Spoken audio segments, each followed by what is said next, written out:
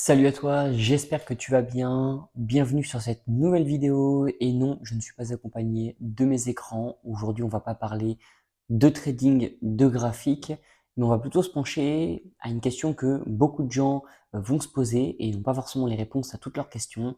On va parler de la fiscalité française. Voilà.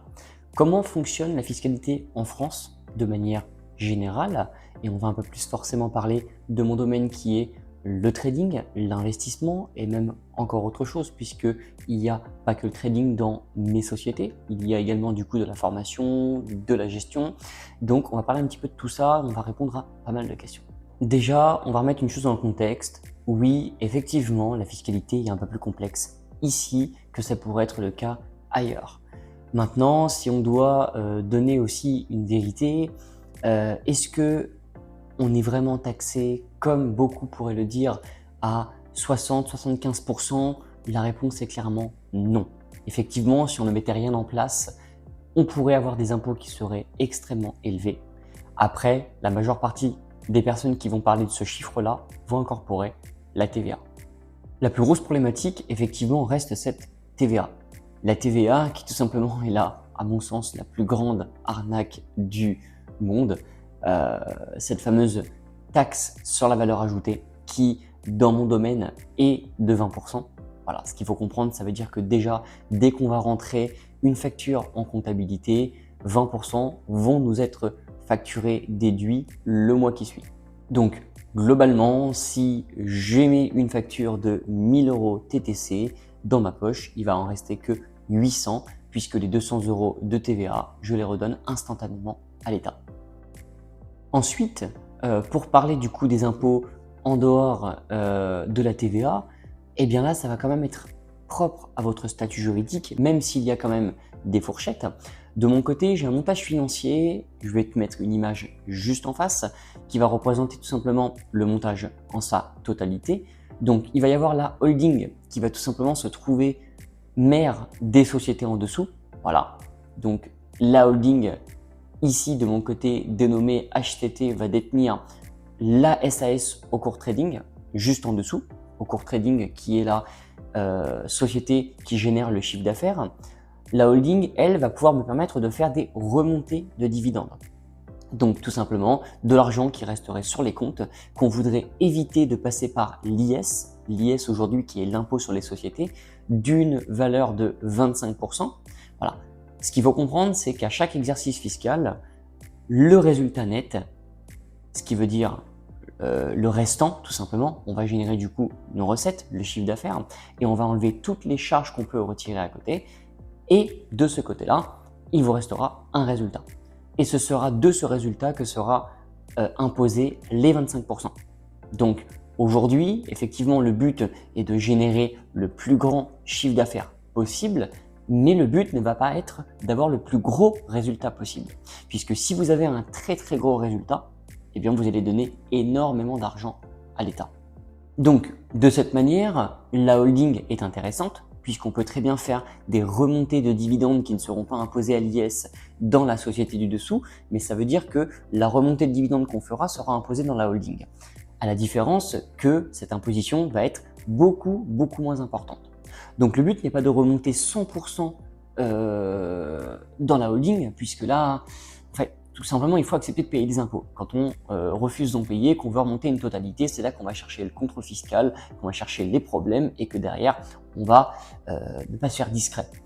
Mais en revanche, on va partir du principe simple où vous générez 100 000 € de résultats. Donc ça veut dire en ayant tout déduit sur votre société qui génère le chiffre d'affaires.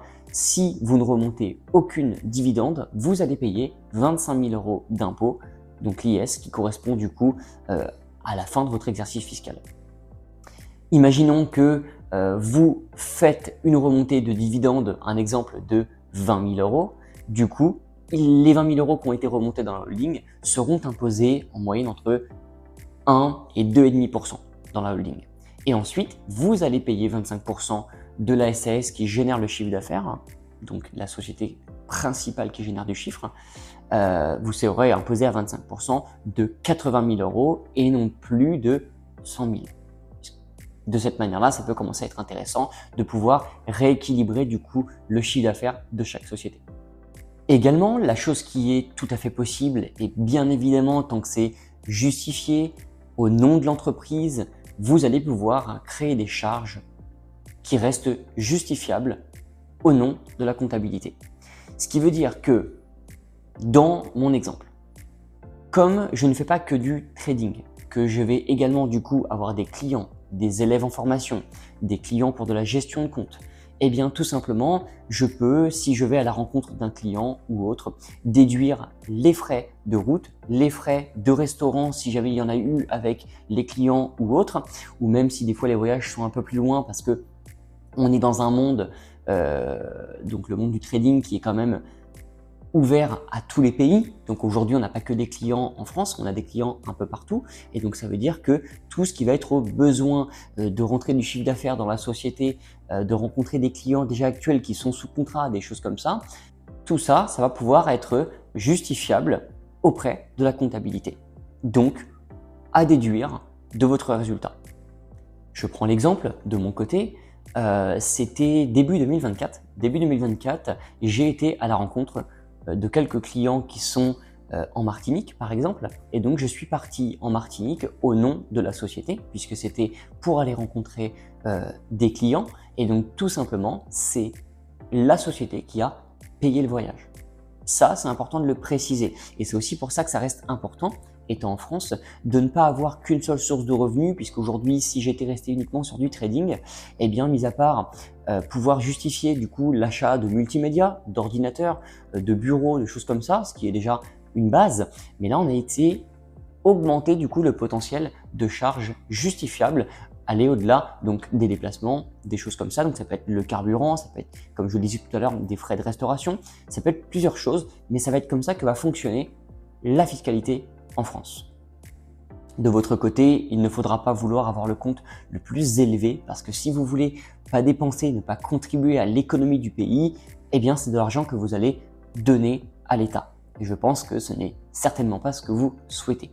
Donc après, pour les personnes qui n'ont pas du tout, il y a un équilibre à trouver. Pour ceux qui ne se voient pas dépenser, trouver le bon équilibre, mauvaise nouvelle, vous n'allez peut-être pas être fait pour résider en France, pour cette partie en tout cas, entrepreneur, fiscalité, etc.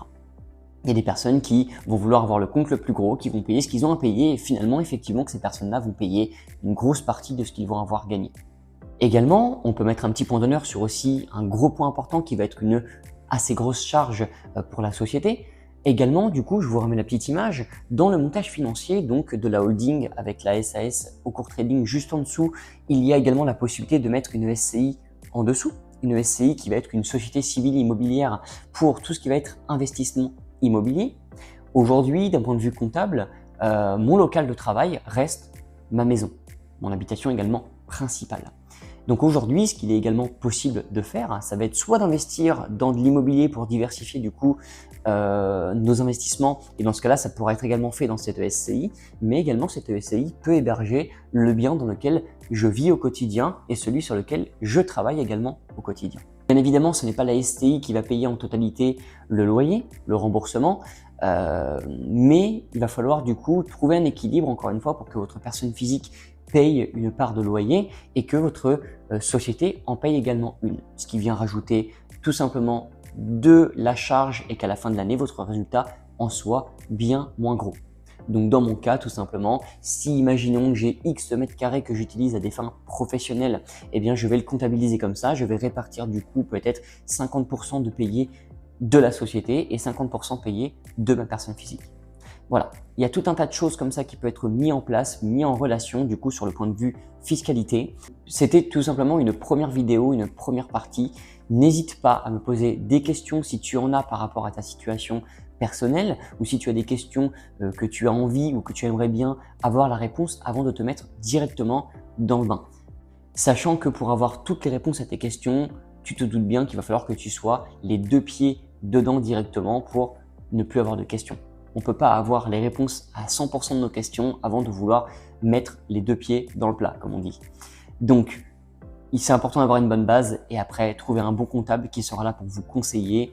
Mais quand on est bien entouré, qu'on a un bon montage fiscal, je pense que ça reste acceptable en fonction de votre comportement, de votre manière de voir les choses, de payer vos impôts en France.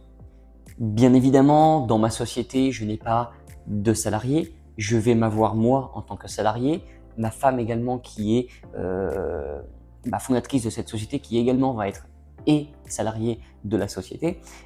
C'est là-dessus qu'on va pouvoir aller un peu déborder sur d'autres questionnements qui pourraient vous arriver si vous ne les avez pas, mais on va parler dans une peut-être partie 2 des charges salariales, où là on va effectivement payer quand même en fonction du salaire qu'on va pouvoir verser aux salariés au sein de l'entreprise. Donc voilà, j'espère que cette vidéo t'aura plu. N'hésite pas à mettre un petit commentaire, m'expliquer un petit peu ta situation personnelle, peut-être ton montage financier, ou peut-être même si tu as opté pour une fiscalité à l'étranger. Et dans ce cas-là, je te rappelle qu'il faut bien que tu sois moins de 4 à 5 mois en dehors du territoire français pour que ça puisse ne pas être comptabilisé comme une fraude fiscale. Donc voilà, merci à toi pour être resté jusqu'au bout de cette vidéo. N'hésite pas à mettre un petit like, un commentaire. Si tu as des questions, je me ferai un grand plaisir d'y répondre. Et si vous voulez qu'on aille pousser un peu plus le sujet, n'hésitez pas à me commenter partie 2 et je ferai une suite à cette vidéo.